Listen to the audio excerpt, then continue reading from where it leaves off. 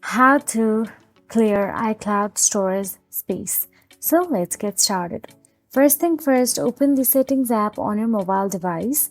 And now inside the settings, tap on your name on the top and it will open the Apple ID menu.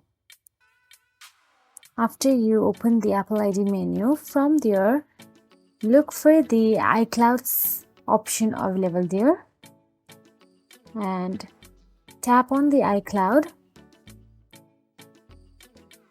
Now from there, all you have to do is tap on the photos option available there, and after you tap on the photos, make sure to toggle off the sync this iPhone option available there,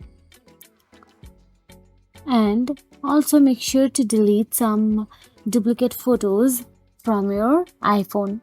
After you do all this, go to the any web browser on your mobile device or your PC